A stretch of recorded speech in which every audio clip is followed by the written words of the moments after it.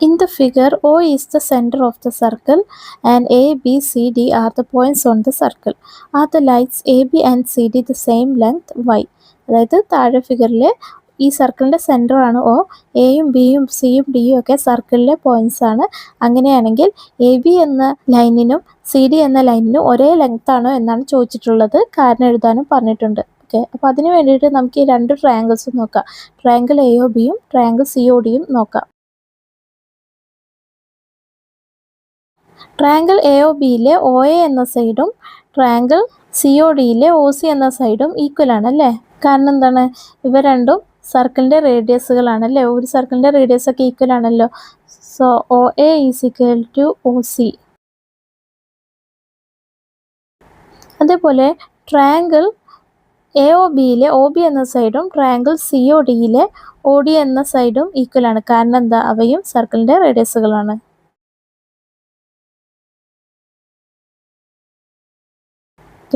Triangle A O ബിയിലെ angle A O ബിയും triangle C O ഡിയിലെ ആംഗിൾ സി ഒ ഡിയും ഈക്വൽ ആണ് അല്ലേ? കാരണം എന്താ? രണ്ടും 80 ഡിഗ്രിയാണ്.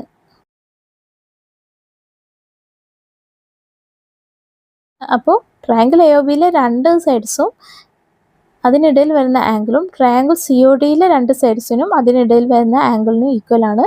അതുകൊണ്ട് എന്തു പറയാം നമുക്ക്? Triangle A O B and triangle C O D are equal triangles.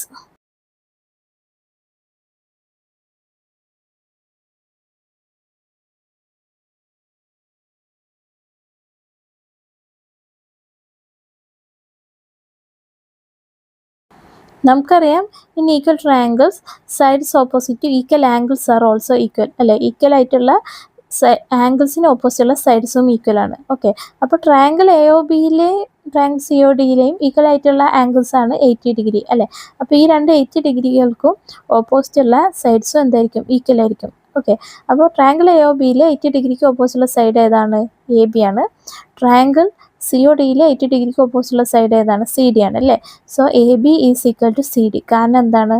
They are sides opposite equal angles 80 degree.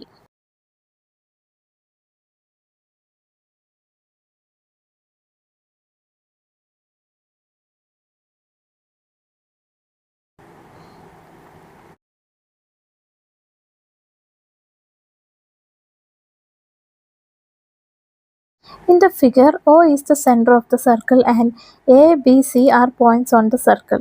The angles, angle AOB and angle AOC are equal. Are the lines AB and AC the same length y? അതായത് താഴെ ഫിഗറിൽ സർക്കിളിൻ്റെ centre ആണ് O, ഈ സർക്കിളിലെ points ആണ് എയും ബിയും സിയും ഒക്കെ. ആംഗിൾ എ ഒ ബിയും ആംഗിൾ എ ഒ സിയും ഈക്വൽ ആണെന്ന് തന്നിട്ടുണ്ട്. അങ്ങനെയാണെങ്കിൽ എ ബി എന്ന ലൈനും എ സി എന്ന ലൈനും ഈക്വൽ ആണോ എന്നാണ് ചോദിച്ചിട്ടുള്ളത്. അപ്പോൾ അതിന് വേണ്ടിയിട്ട് നമുക്ക് ഈ രണ്ട് ട്രയാങ്കിൾസും നോക്കാം. ഏതൊക്കെ? ട്രയാങ്കിൾ എ ഒ ബിയും ട്രയാങ്കിൾ എ ഒ സിയും ഒന്ന് നോക്കാം. ഈ രണ്ട് ട്രയാങ്കിൾസിലെയും ഒ എ എന്ന സൈഡ് രണ്ടിനും കോമൺ ആണ് അല്ലേ?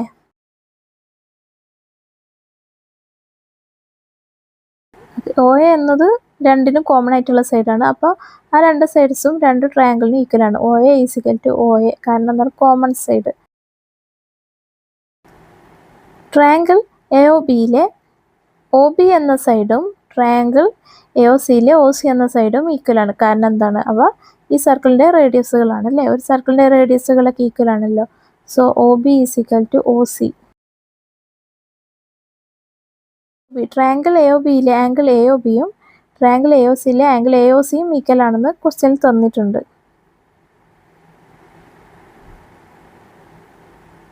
ഓക്കെ, അപ്പോൾ ഈ ട്രയാങ്കിൾ എ ഒ ബിയിലെ രണ്ട് സൈഡ്സും അതിനിടയിൽ വരുന്ന ആംഗിളും ട്രയാങ്കിൾ എ ഒ സിയിലെ രണ്ട് സൈഡ്സും അതിനിടയിൽ വരുന്ന ആംഗിൾസിനും ഈക്വൽ ആണ്. അതുകൊണ്ട് ട്രയാങ്കിൾ എ ഒ ബിയും ട്രയാങ്കിൾ എ ഒ സിയും എന്താണ്? ഈക്വൽ ട്രയാങ്കിൾസ് ആണ്. ഓക്കെ,